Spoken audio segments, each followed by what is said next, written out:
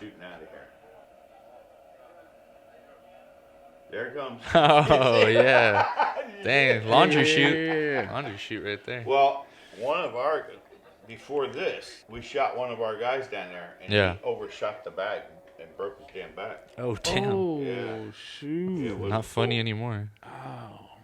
He was one of your workers? Yeah. How's he doing shouldn't have now? done that. How's he doing now? He doesn't work for us anymore. I bet you doesn't, that guy. Oh, wow. He wasn't supposed to do that. Oh, he wasn't supposed to. No. Oh, some shoot. ass talked him into doing it. There's a giant A-frame. That's at what's called the world's toughest. So out of all these races, that's the finale? Yeah, the world's toughest is the finale. So You come from you have to be qualified somewhere along in the year. Yeah. But you can come from anywhere in the world because they have these all over. All over, Australia and England. And the fastest times? Like that? Is that Right. it? The world's toughest is there's money here. There's like $1 million prize. Oh. Yeah, yeah. Oh, okay, there's that serious makes money sense. on the world's Okay, toughest. that makes sense now. It's Wow. a 24-hour deal though. Is there a lot of injuries during the races? There's a few. There's less than there used to be because they're more safety conscious lately. Is a lot of ankle damages. You know. Is the ocean involved? We had a guy die in West Virginia. He drowned. No way. Yeah. He went off what's called the walk the plank. I don't even have that here, but they don't even put it up anymore. But you had to run up this ramp, and then you were like 12, 13 feet up. And then you had to go out, and you jumped into 12 foot of water. Now, the guy was stupid. I mean, he was kind of a foreigner. I don't know what nationality. Okay. But he couldn't swim. Oh. And his buddies were down here egging him to jump off, and he jumped off. I think he died of fright before he hit the water. Besides that, is that the only death? Yeah, that's the only death. Yep, that's the only one. That was in 2014, I think. That's wild. That is nuts. Done a lot of crazy things in my life. Built a lot of crazy things. Yeah. The motor's probably the craziest thing. The craziest? You think is the craziest? I don't know. Yeah. Probably hunting in Alaska was Yeah. crazy. When I think about it. But yeah, I mean, I don't know. I always like hearing the story about how you went hunting. I want to relive it. I wish I could do that. Well, I probably will end up in the future. I mean, hunting to me is something that I look forward Takes to. money. That's the thing. Yeah. That's the thing. There was 4 of us, Uh-huh. and I think we got up to about $10,000 between us, and sent it up to our one Donald's uncle lived up there. Mm-hmm. And at one point he was a guide. He did that for a living. But at that time he was just he did artifacts. You know, he would go to the Eskimos and trade. Right. And then he brought them down the States. But anyways, he was, because you have to have somebody. You can't just go up there and hunt. So he got a boat for us. You know, I used a boat, and so we all went up there. There was 5 of us, right? And we took the boat to the end of the road to the Yukon River, put the boat in the Yukon River. We mounted one of those giant saddle tanks that's on the side of a tractor trailer. Okay. For fuel. Mounted that in the middle, filled it with fuel. We forgot to calculate how much weight this boat could actually handle. So when we put the boat in the water with all the guys and everything, we only had about that much from the water coming over the boat. But we took off. We're crazy, right? Yeah. So we're chugging up the Yukon River. Now, the Yukon River, you have to have a map. It's so big. There's so many different channels. If you'd ever look on a map, you'd understand. So anyways, we're chugging up. First thing we did was hit a sandbar, and I flew out over the boat, over the top into the water. Grizzly bears coming across the river. At the same time? At the same time. Man. So we had to kick our feet and get the water to wash the sandbar so we get the boat off. Then we went on up. At the end of the day, the boat started making a knocking noise, and which wasn't good. So we pulled to the side of the road, or to the side of the river, on the river bank, and we actually pulled it. It was a V6, and we pulled it out of that boat and hung it on a tripod on the shore. We had enough tools to pull it down. It had a broken wrist pin. No way. Yeah, Yeah. How far in were you guys? We were a day up the river. We don't know, So what we did was I pulled the engine apart, got the piece out of it. We had a blow-up rubber raft with a motor, an oversized motor on it, which you didn't even need to go down the river because the river runs like 6-7 miles an hour. Right. So me and the big guy, okay, who was huge, Donald's uncle was like a mountain man. I mean, he's huge. So we head down, get the truck, go to Fairbanks. Okay. It's the Labor Day weekend, right? Nothing's open. So once we found out we couldn't really get the part, I mean, it was a simple part to get. It's a car engine. It was actually a V6 out of a Buick, you know. So we went to where he bought it. He gave us another motor, to hang, because we had one outboard, just like an emergency. Right. So he gave us another one. And I mean, the problem was we were overloaded. We had the boat overloaded. So we went back up. A lot of things happened on the way. The story would be too long. But we put the outboards on, and we chugged up that river for probably another 2 days hunting. We were looking for caribou. We didn't see any. We saw a lot of bear, grizzlies, different things. So finally we decided to come back. So we came back down to what's called the end of the road, which there's a big hotel off to the left called the Mineral Springs Hotel. And the whole hotel plus this giant swimming pool, Olympic-sized swimming pool, was heated with the hot water comes right out of the ground. Okay. In the hot springs. Wow. So we sit in the bar, the 5 of us, right, and kind of crying in our beer that we were kind of like we came to hunt, Right. and I said, guys, we need a plane. That's what we need. We need a plane. We need a bush pilot. So the bartender heard it, and the bartender comes over and says, I want to tell you, he said, the best bush pilot in Alaska is out in the foyer, but you have to convince him you're not a federal agent. So we kind of drew straws, and got elected. Best part. To go to talk to Frenchie. So the next morning, 2 of us were on a plane. Actually, he took us out to his field, Right. and he had 4 different planes. And there was a choice of one with these giant balloon tires.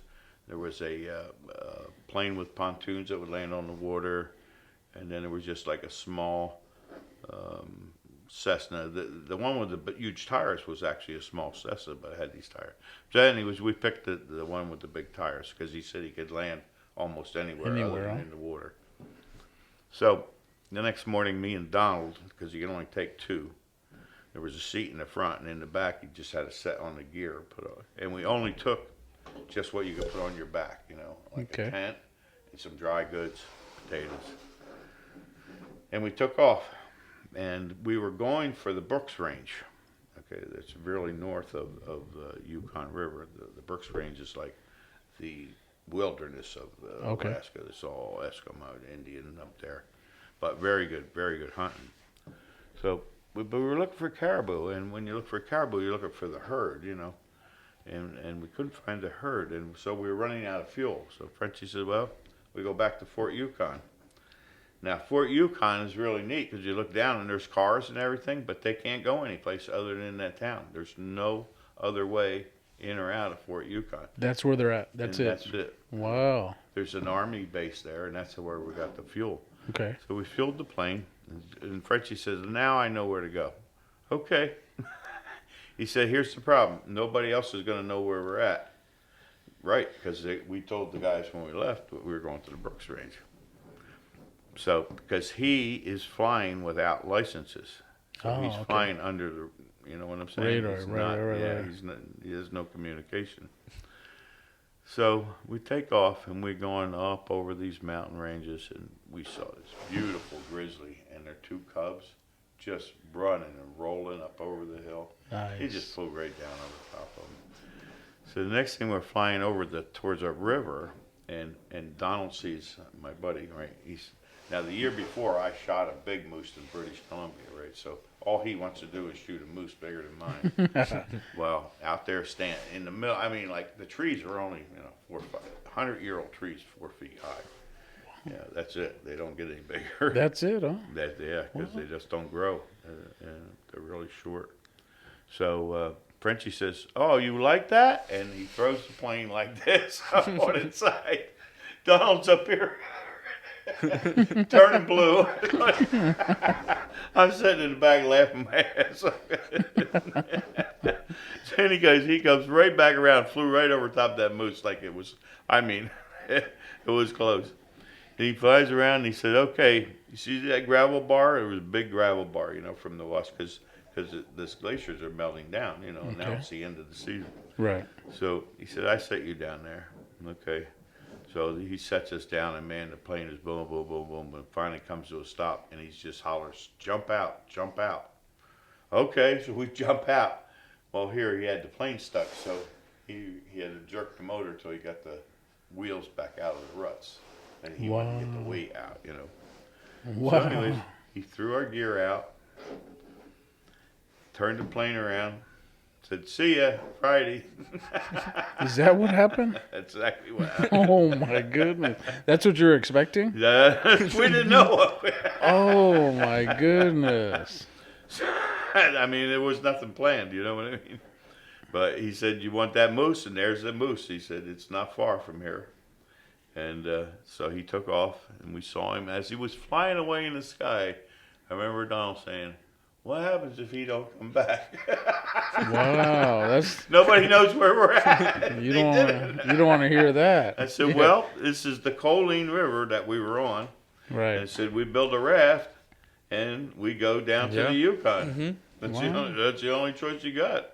That's what we're. If that's the plan. You got to have a plan, Right. because you can't stay there because it's turning winter, So we went to bed, pitched a tent. It wasn't getting dark till like 10 o'clock at night then. And the next morning it was late, like I think by 6. So I gathered up some wood, built a little fire. We were gonna make some coffee. We had coffee and water, and just essentials, And Donald said, "Well, I'm gonna walk back in the woods and get more wood, right? Because there wasn't much wood. We were on the bank." Okay, I had enough to get the fire started. He's gone a little while, and pretty soon, it's silent up there. You just hear a bird, and it's just really silent. You don't know silence until you go up there. And a gunshot is like a cannon. Yeah. And that's what I heard next.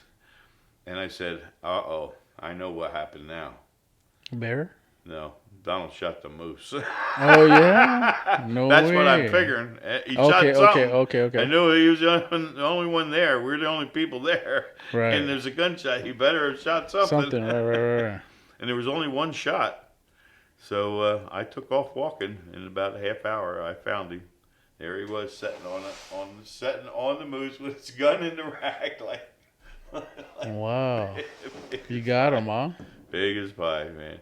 Took us a whole day to bring that moose back to the camp. How would you do something like How that? do you do that, right? Right. You hack the quarters. You hack this right shoulder, your left shoulder. Okay. Hack the 2 thighs. Cut the cavity in. You skin it, Right. But when you skin it, you leave hide on so you can cut straps, and you use it like a back strap. So you put a whole hind quarter on your back using the hide for straps, and you walk it out. So we walked, 1, 2, we each carried one hind quarter, so that was 2 trips, 3. I think we made like 4 trips till we got the whole. Because just the head alone and the horns are like, and you preserve it because we had to bring the whole hide out, and leave the horns and everything intact because we wanted to mount it, Wow. So you have to have it from the shoulder out, the hide. So we come out 10 o'clock at night. We have a fire going. We cut the fat off of the moose. Okay. We're rendering it down and frying potatoes and frying the meat of the moose. Right. And the Aurora Borealis is right there. You know what the Aurora Borealis is, right? Is it in the stars? It's Or what do you mean? It's the Northern Lights. Oh, of okay, Alaska. okay, yeah. It's like you can't even explain it. I tried to take a movie of it. You can't even see it. Wow. It's just so beautiful, and it's in Alaska. It's like right there. It's like it's so Yeah. close. Looks like a picture, huh? Oh, it's just awesome. That was our night, and the rest of the week we caught fish with a little safety pin that I had, and I pulled a string because we didn't bring any fishing gear. Right. So you need something else to do, right? So these fish are called EARLY-Garden. They're like a trout, but they swim backwards. Like they're always Against the against the current. Right. Always against the current. Because they actually get frozen in, and then in the spring they come out. Wow. Catch food while they're there. But we catch them with just a little gold safety pin. That's it, huh? That's it. I would dangle that in the water and catch one like that and pull them out. Wow. About the easiest fishing you probably could have, huh? Yeah, it was amazing. So the next thing comes Friday, right?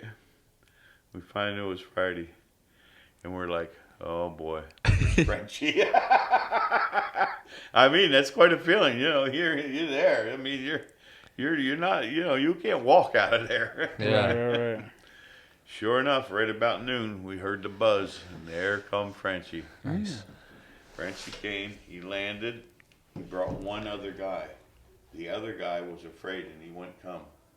So the one guy, Richard, came in by himself in hopes that Donald, who's his best friend, would stay. I had to leave because I had a business thing. I was actually coming back before everybody. Okay. So I couldn't stay.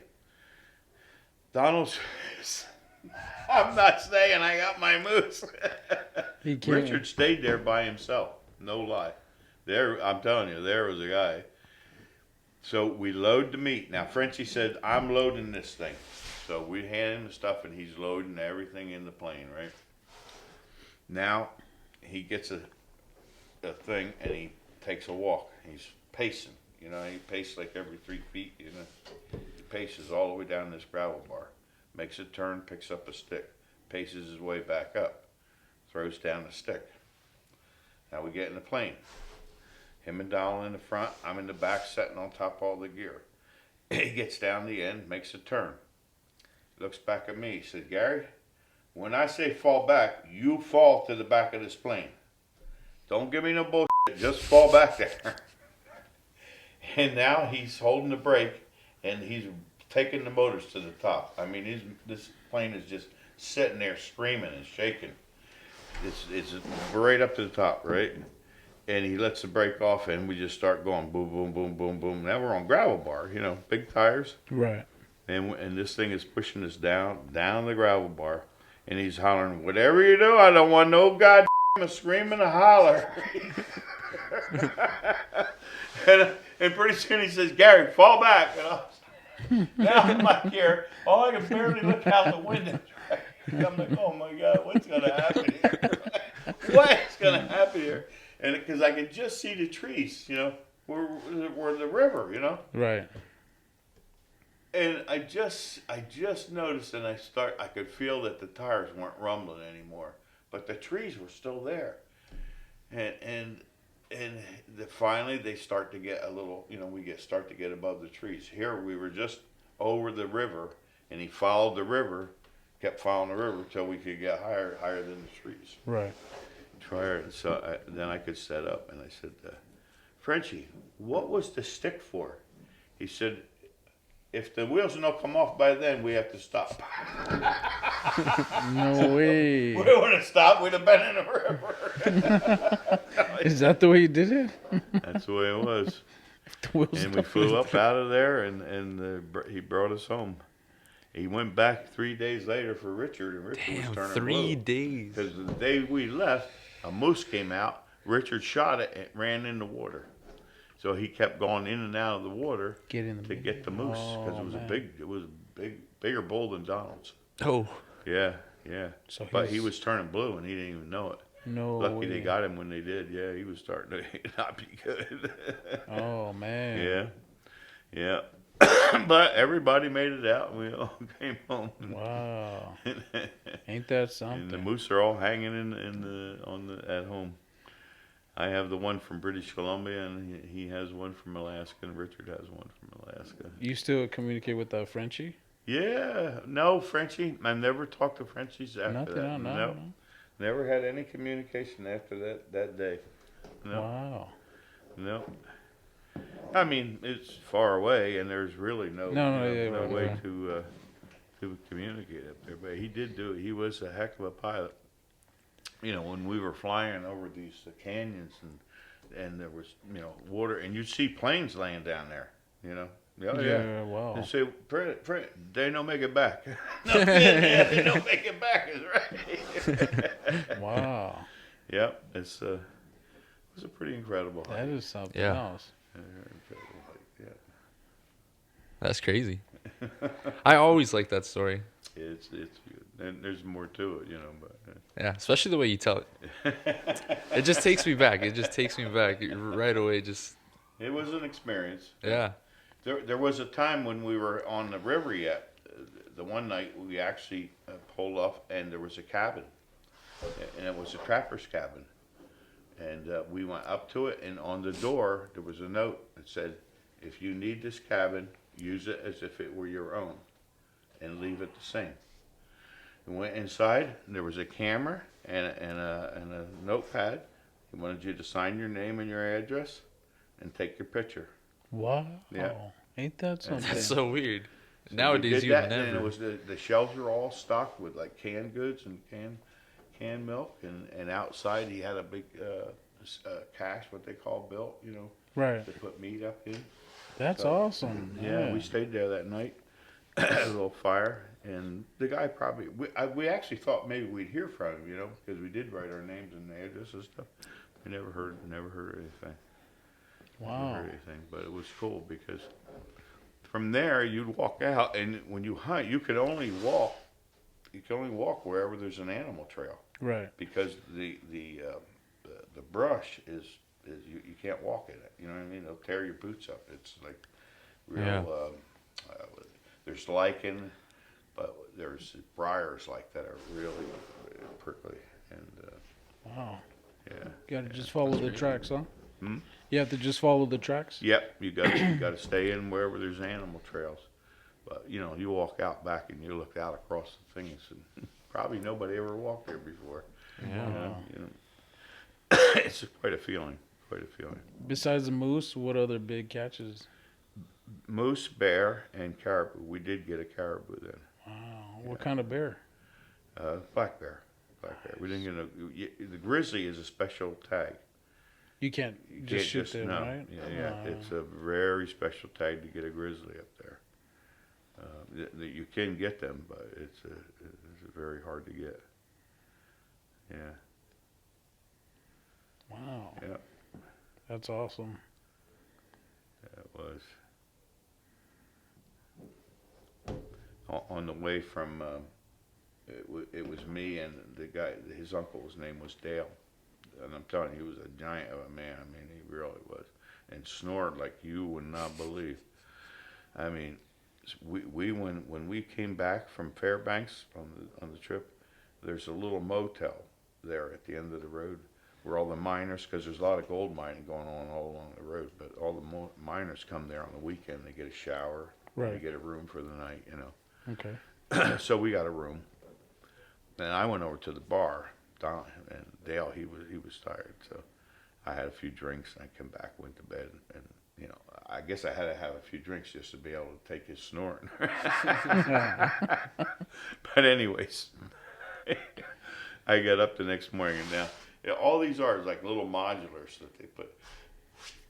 Excuse me, and then there's a porch all across the front. So I came out in the morning kind of stretching and waking up, you know. And the guy came out from the unit right next door, and he looked at me like really feared. Like, he said, "What the F do you have in that cabin with you?" Is this Dale? Dale I store? saw it's just my buddy. He thought there was something. Frisbee. Some animal. He looked at me like, really? What? You got in there. So you'll see him when he comes out. I'm telling you, he did snore. I never heard anybody snore like him. Wow. Never. Oh my God. He laid one night. We were on the riverbank and we were in cots. You know, we just had cots and we lay on cots. The guys just piled stuff on top of him to try to silence his snore. Get some he never peace. even woke up. Damn. Yeah, they just piled him. Funny as yeah, there were so many things on that trip. But we've had a lot of other trips that were fun too. Yeah. Did you always go with the same group? Yeah, pretty much. Me and Donald were always together, you know. And Richard usually came with us. The one guy that wouldn't fly was Anthony Padeye. He was just kind of a chicken. I think he only went on that one trip with us. But me and Donald, and there was another guy, John, that used to go with us. We went to Wyoming a couple times, you know. Montana, I went just me and my stepbrother once. Mm-hmm. That was an interesting story. That's another whole story. Yeah. Yeah. We got in a blinding snowstorm on top of a mountain. That's another day. Wow. Definitely. Yeah. Okay, we done? We are done. All right. I will let Santa go to bed. All right. He needs to. It's a long day tomorrow. Yeah, definitely. All right, man. Good talking to you. Thank you. All right, Gary. Nice meeting you.